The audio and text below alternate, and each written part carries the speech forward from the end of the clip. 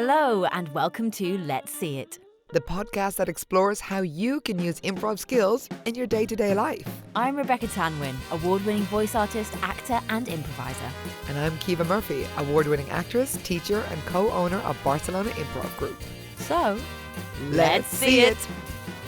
Today we're going to be talking to the beautiful Sharon Knight, who is an improviser and a dungeon master, DM. And we're going to be talking to her all about playfulness and storytelling. It was so great. So many beautiful things. And props. Yeah. We love a prop. We love a dice. We do love a dice. We learned so much in this episode. So thanks very much to Sharon. We hope you enjoy it.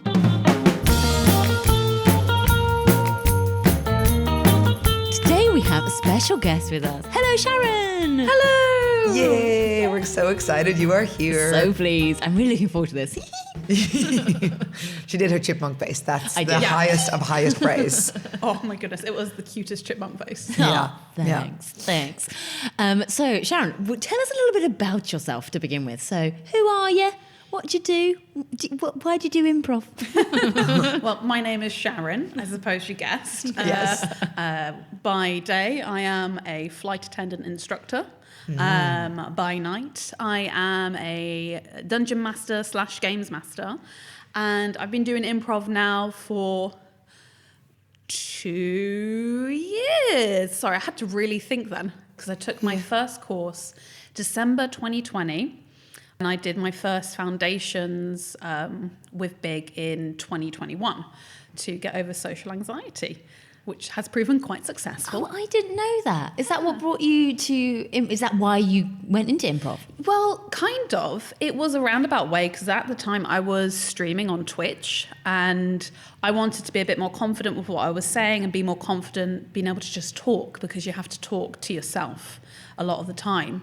And so people were saying like improv's good for that, and I looked online to see if there was courses, and then things for Big came up and I was like, I'll give that a go. And when it was mentioned that they were going to start doing the in-person workshops again, I thought, I think this would be a good thing to do, because I already knew I was suffering a bit with my social anxiety because I'd been so closed off, because at that time, even though we weren't in lockdown, I wasn't working because I was still furloughed at my job. And the concept of going back to an aircraft with over almost 200 people in a small metal container, literally terrifying. I was terrified, absolutely terrified. So it's like I knew I needed to do something to get myself mentally prepared again slowly.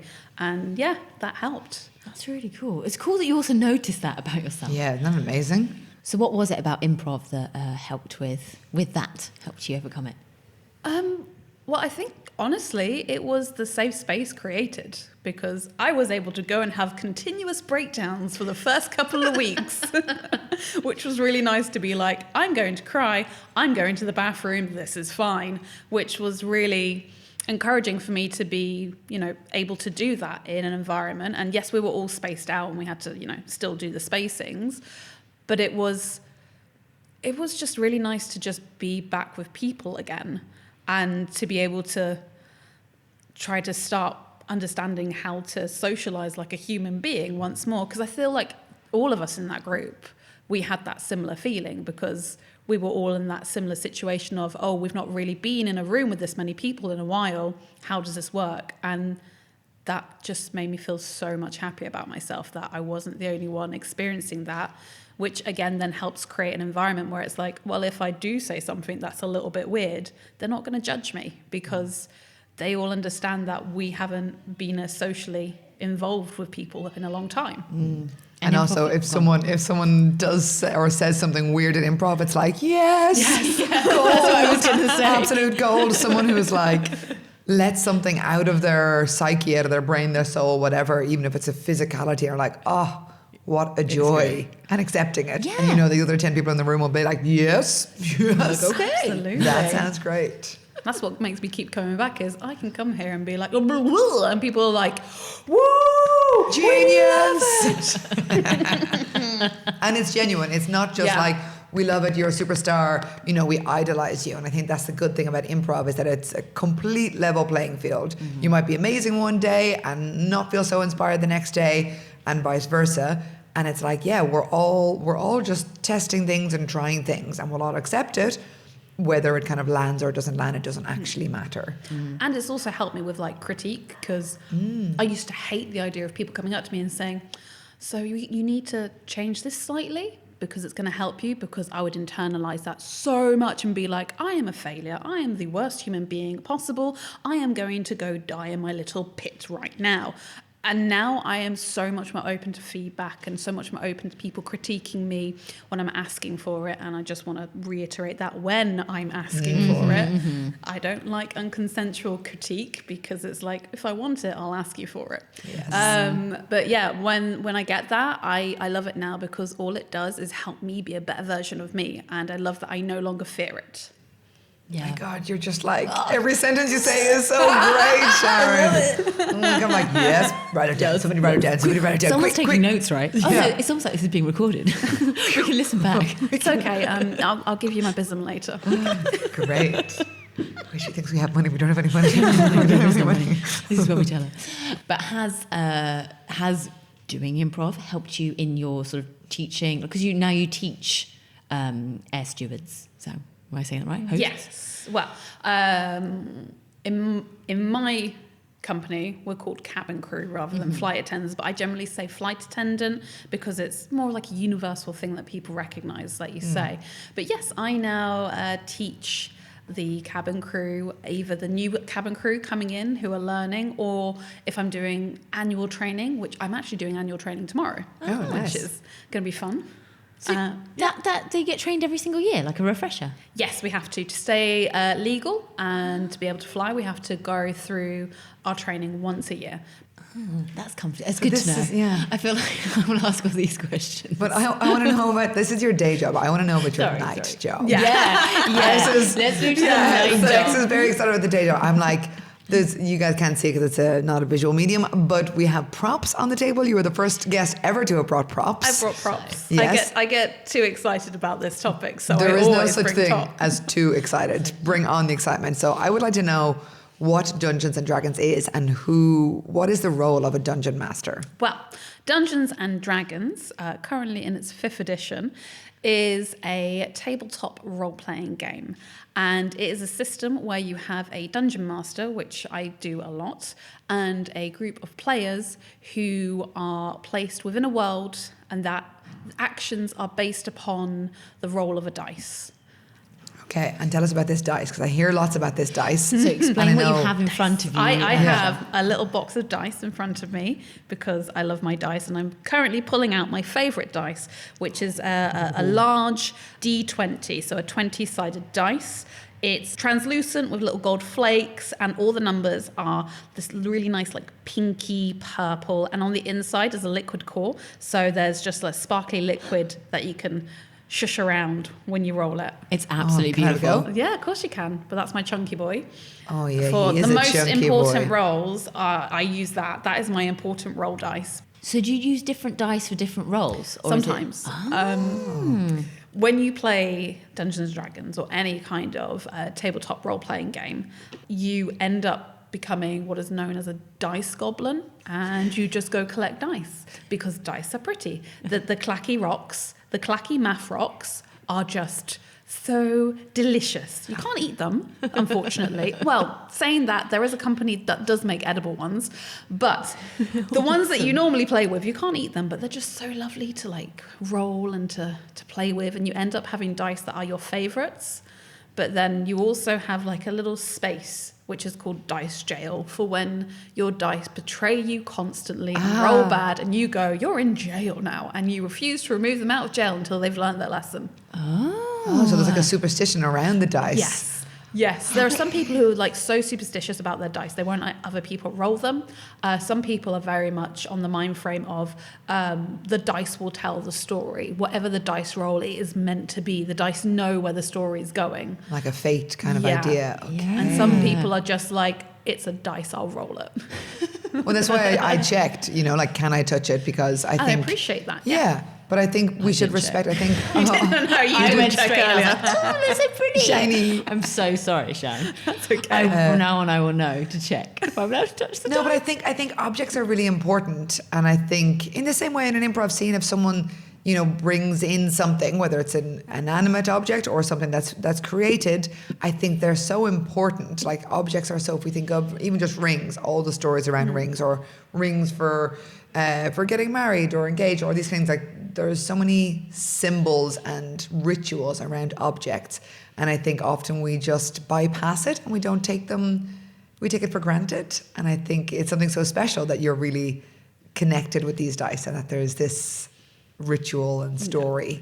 I think it's really cool. It's very cool. It's very cool. So how often do you dungeon master? Well, at the moment, I only...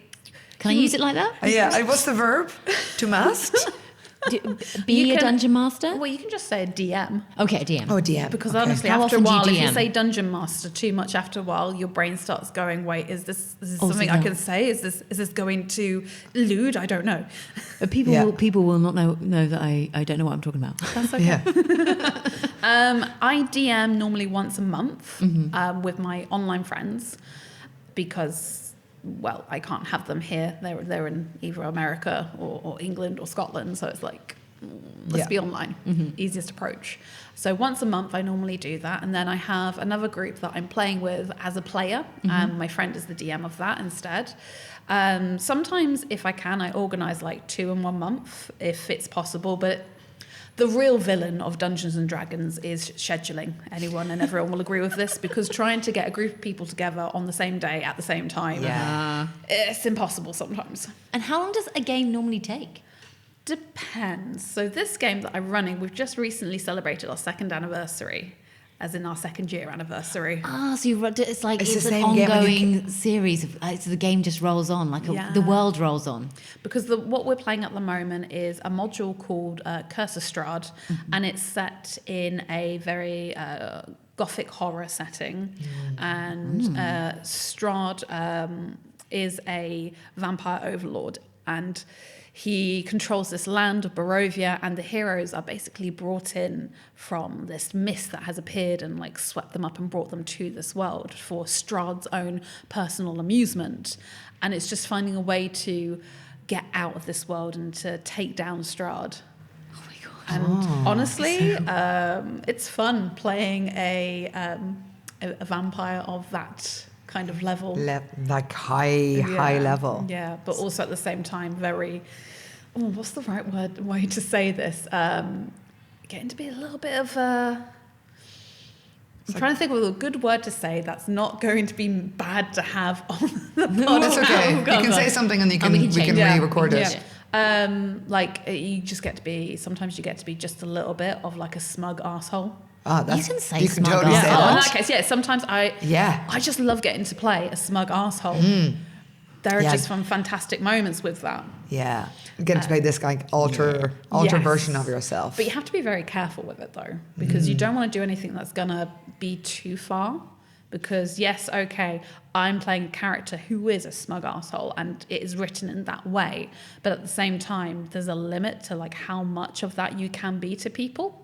Because you don't want to overstep boundaries because, it's what the character would do. Because it gets to a point where people use that excuse to genuinely just be mean and just be horrendous to others because they feel there is no accountability or there'll be no backlash. It's exactly the same in improv, and we talked about this before in the pod, of separating the character and the improviser. So me, Kiva, as the improviser, I still have to kind of hold myself accountable, be aware of other people, keep the safe space, all this kind of thing, but I can play a smug asshole. Exactly. But there's that kind of distance, and I'm like, Kiva's still like driving this ship. Yeah. Now you've said it, I'm going to say it all the Yeah. time. Oh my God, go for it. But there's plenty of ways that we ensure that that doesn't get too far, because I do what's called a session 0 before any game. And what that does is essentially it sets the tone. It lets people who are coming in know what the setting's going to be like. They can let me know if there are themes or topics that they do not want to cross whatsoever, what they are comfortable with dealing with, if there are fears that they have, because this game is very fear-based as well. So there are times when I will bring something in. So for example, one of my players does have arachnophobia. And so so I very much had to chat with them about what is your arachnophobia level, what could happen if I had an image of a realistic spider on the screen. Is that too much? You know, and having that conversation to like set the boundaries for all my players to ensure that they are respected throughout. And then during the game itself, we have things set in place where if someone does not feel comfortable with something, we'll stop the play straight away. They'll just put their hand up because we see each other on the camera. And as soon as someone puts their hand up, we stop and we discuss. And we ensure that everyone is okay and continue going. So great. I had to do that myself and check in with my players a couple of weeks ago because we had our first character death. And I just wanted to make sure, like, one, the person whose character died, that they were okay. And secondly, another player who's that person's partner, seemed to be quite affected by it. So I just wanted to make sure she was okay, because obviously, even though it's not her character, it's someone that she loves characters having something done to them. And this is a game that's gone on for, it's a scenario that's gone on for 2 years. Yes. Those bonds are deep. That's kind of, you are playing these roles. So yeah, of course, there's going to be real emotion mixed in there. So you have to be very careful how you handle that. Yeah. Sharon, so great. But Very also, I think lovely. some people, it's really lovely. Yeah. Because I think some people would look down on D&D and go, oh, it's just a game. And I'm like, everything is a game. Everything is play. Like, we play from the moment we're like a couple of months old and we're like, oh, this is fun. I'm going to keep doing it. And then this word game or this word play becomes like a bad word. Like, stop messing around. Stop playing. It's just a game. Like, don't take anything too seriously. I'm like, but then when it's sport, people are kind of allowed to have all the feels. Yeah. And it's like that football team on that screen, or that movie and that person who fell in love or dies on screen. I can cry over that, but you can't cry over a game. And I don't know where this division happened between like play is childish, but sport is adult. Yeah. And I don't know where that split happened. I don't know either. And I find it ridiculous because I watch a lot of what's called actual plays, and it's usually either done on Twitch or YouTube or some streaming platform where the people will record their sessions and post them online for you to watch. And some of these sessions, they have me in tears because either I'm just so filled with emotion of what's happened, or I'm just crying with laughter because it's so funny. Yeah. And I get so excited. There's this one show called Dimension 20, and they have what's called the Box of Doom, where important roles get done in this box, and they've got like this overhead camera that looks down, and it kind of gives that sporting feel to it. And watching the dice roll and knowing it's like a critical moment, you get so tense, and if it goes like right, you're just like, whoa! Yeah. And like if anyone was watching, they'd think I was generally watching a football match or something. And I think that's so great. I think as grown-ups, there are not that many places that we can go where we can feel all these things and shout and cheer. And I think that's what brings people to improv, or brings people to these kind of tabletop games, because you get to feel things and you get to mess up and you get to, you know, experience this whole like gambit. Gambit? That's Yeah, the word. gambit? Yeah. I'm getting ahead now. I'm like, gambit doesn't sound like a real word. I second guess myself. But yeah, I think it's so cool. We always say as well that games like D&D, it's secret therapy for your friends. And it's happened a few times where like something will have happened to a character and they've accidentally created their character on themselves without realizing it, and then a situation happens and they'll be there like afterwards going, I did not expect that to be that tough. It's like, are you okay? Yeah. But it happens, and it's perfectly fine though. Yeah, because creating characters, of course, I guess, are you encouraged then to create a character that is not attached to yourself, so you can kind of be a bit more distanced from it? You can do whatever you want with characters. Ideally, one that isn't very much like you is better, because it's more fun to play something that you're not, but your personality slips through. And I find even in improv, there are things that I've done in improv where when I've looked back, I've gone, oh, yeah, no, I did that because that was a life experience that I tapped into. And so you're always bound to leak a little bit of your life into characters. Yeah, of course, because you come from your own context. You're building from what you know and what you've experienced. Yeah. So, of course, all of that's going to seep in somewhere. Of course, you can then go into imagination and go off on wild flights of fantasy, but the core of it is kind of you, really, or a little bit of you at least. It's like the extreme version, The alter ego. Yes, the alter ego, the thing that you want to do, you can. Yeah, or like we talk about it in acting sometimes, the shadow, like the shadow person. I mean, it's Jung, I think, talks about your shadow, and it's the one that has that deep desire. Like, what's your character's desire? Like, what do they really want here? Not what they're showing, not what they're doing. What do they really want? What's their thing that drives them? And it's very interesting to like dig into your characters like that. But when you have so long to play with them and to be with them and explore them, yes, you will get some, thinking about other creative industries, you can have some creative industries that you are with a character for a long time, but they're not many. And to have like sitcoms. Sitcoms, yeah. Recurring roles in films. Yeah. But not that many things that you would do something for 2 years. Yeah. And be continually creating. Yeah. Like there's one thing if you're doing a play and you're on Broadway and you're doing that play for 8 years, great. But you have a script, you play, you practice, you do, it's the same repeat. loop again and again. Yeah.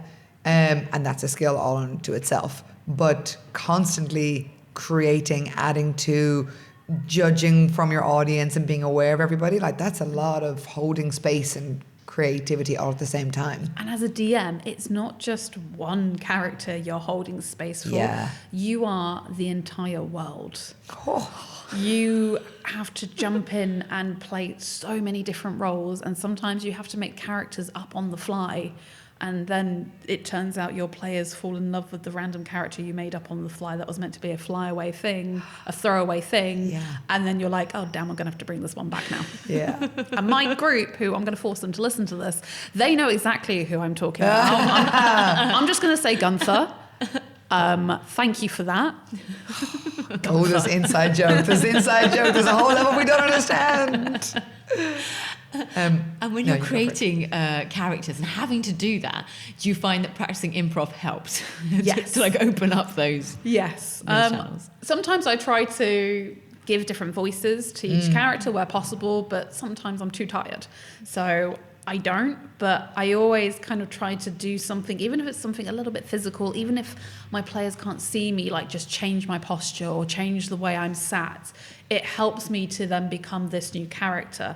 And it doesn't always come from a place of, well, I know exactly what this character wants to do or blah, blah, blah. Sometimes it does just start from a little physical thing, which then I build on. And like, I have a rough idea of why this character is in a place and what they're there for. But much deeper than that doesn't get discovered until maybe a little bit later on.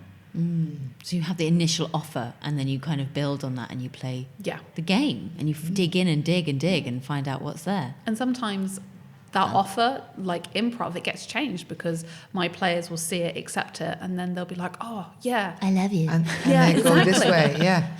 And then I have to go with that, and I then change the character slightly to accommodate my players to make sure that they're happy as well. Imagine more people were like that in life. Oh my goodness. Imagine in our, real world live situations, if we accommodated each other and we were empathetic and aware and our eyes were enough open and our ego was not too shallow that we could be like, oh, I can do this thing and not lose myself, but I can kind of accept you and bring you in and include you so that you feel like we're actually sharing a moment instead of me telling you this. And I think that's what makes you a great performer, is because you're very generous on stage and you're there and you're with yourself and you have your own idea, which is good to, bring your own thing and not just come completely empty.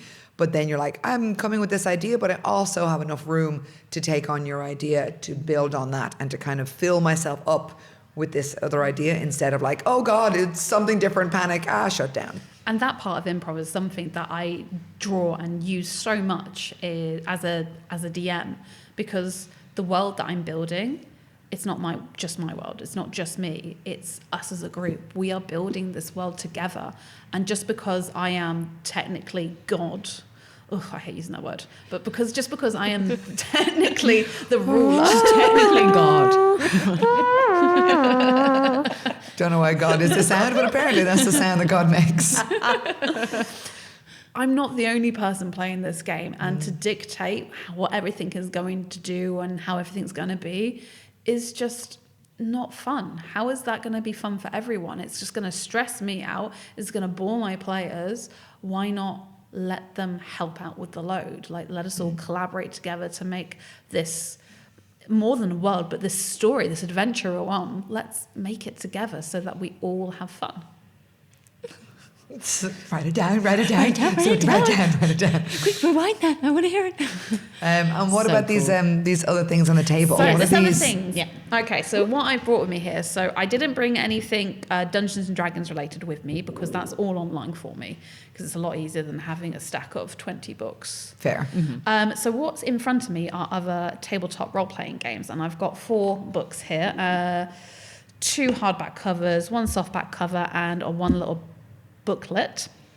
This one at the top here is called The Last Tea Shop, and this is a solo tabletop playing game. It also has 2-player rules, and this is a whole journaling game, and you journal about owning this tea shop. And during this game, you just go through, you have ingredients for teas in your tea shop. You'll meet these people who are walking the path between the end of their life to moving on to the next realm, and you have these prompt questions that you can ask to find out about all the people who are coming through your tea shop, and they'll give you ingredients sometimes, they'll give you other gifts, and it is a really fun and creative experience to have where it's just you, your imagination, and the dice. This is a game masterless game. Mm-hmm.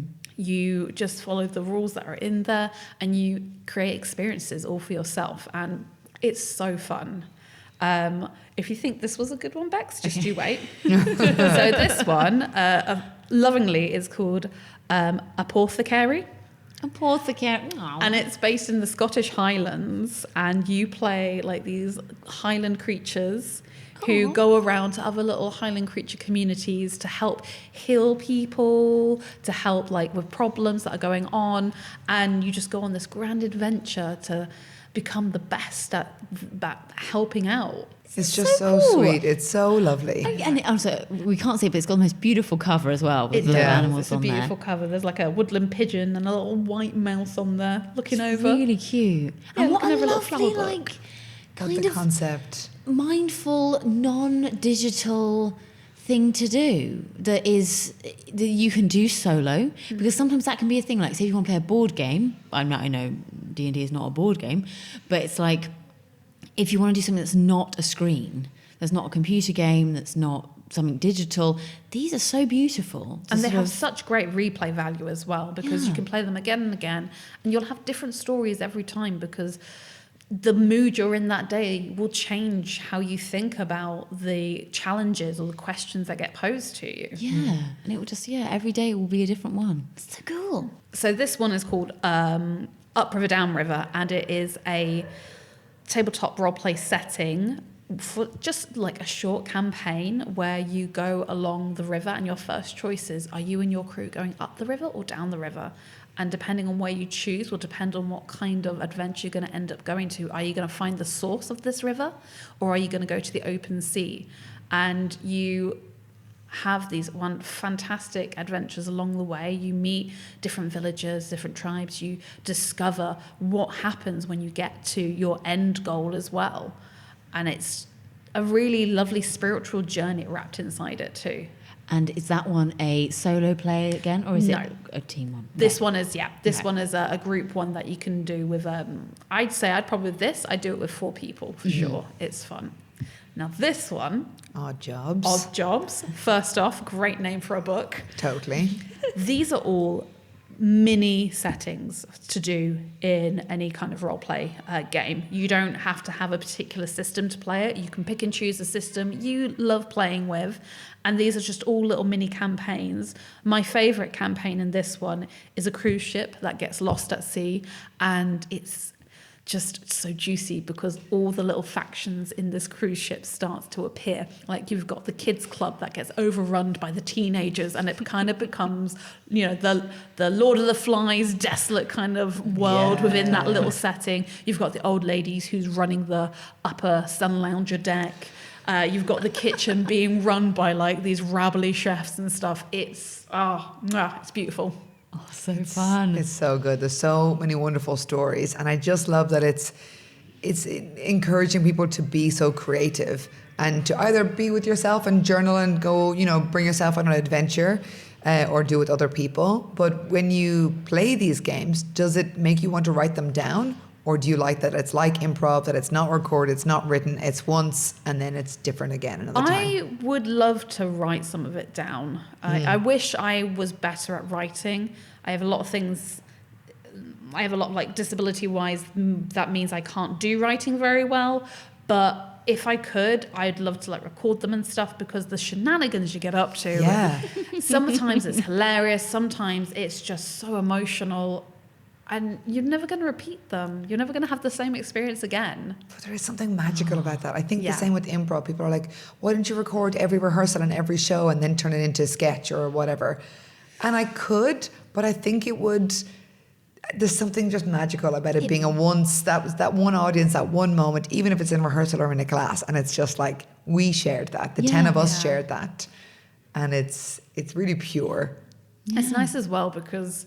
when I think back about the campaign I've been doing for the past 2 years, there are like a few standout moments. We have these wonderful memories that come back from thinking about what's happened over the past couple of years. And as much as I would love to revisit and rewatch those moments or re-listen to them, there's something nice about knowing that, that's between me and my friends. Yeah. And that inside joke will always be there. And again, because they're listening, Broomgate, you know what happened. Broomgate and Gunther. So many inside stories. Oh, I love it.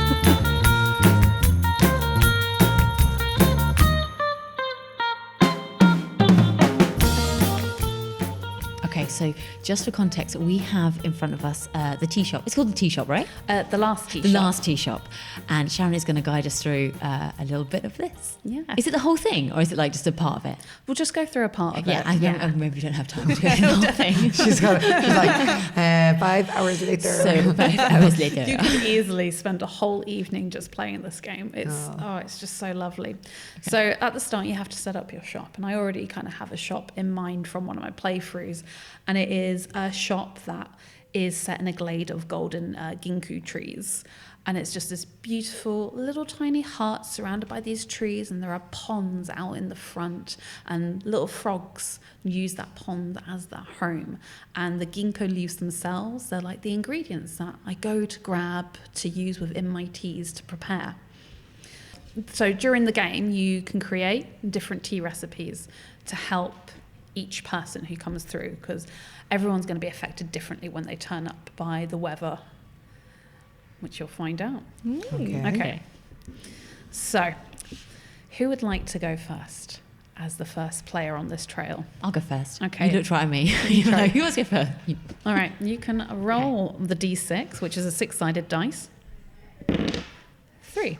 So we're going to put you on the dice trail, and you are a scout. So as a scout, you're just someone who, in life, you were a scout, whether that is a guard scout, a scout from like the scout troops, or however you want to envision that, whatever that means to you, that is what you were.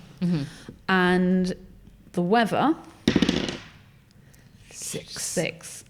Blue skied and all clear. So your emotional state coming into this tea shop is one of relief. So as a scout who is relieved, I'm going to ask you your first question. And the first question for you, you went on a long journey. Where did you travel and why? I travelled through the mountains looking for a new pathway to a new place.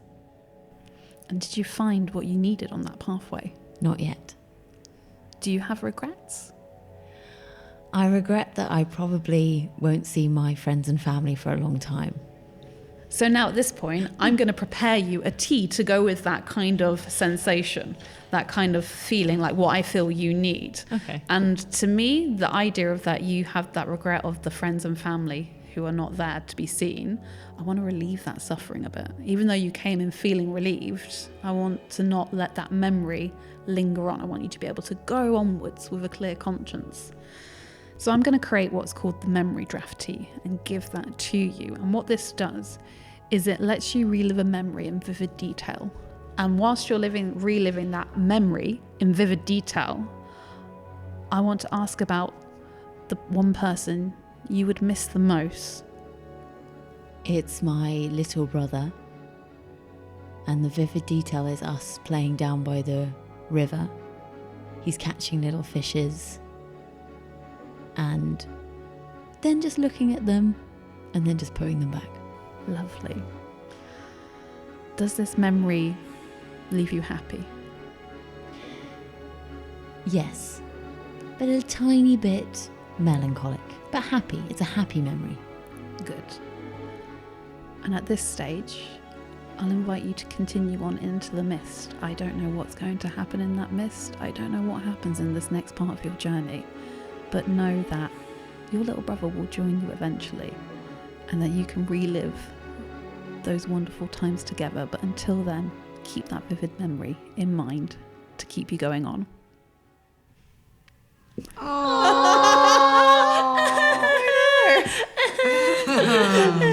I love Get the tissues out. That was wonderful. Beautiful. Thank you so much. That's okay. Sharon, thanks so much. It's been such a joy talking to you. Thank you. It's so much fun being able to share this experience with you. Oh, it's such a pleasure. Keep playing, and we will see you soon. Yeah. Thank you. Thank you so much. Bye. Bye.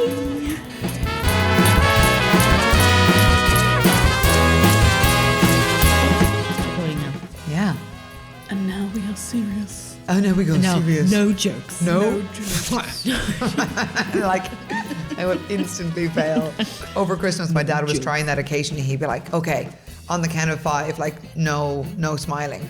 And we couldn't do it. So stupid. I can't do it. I literally genuinely. He's like, I'm sure you're I an can do actress. it. I'm like, I can't. I'm sure I can do it. My mum could do No, it. I really can't. Even thinking about looking up and looking in your eyes makes me laugh. Sharon.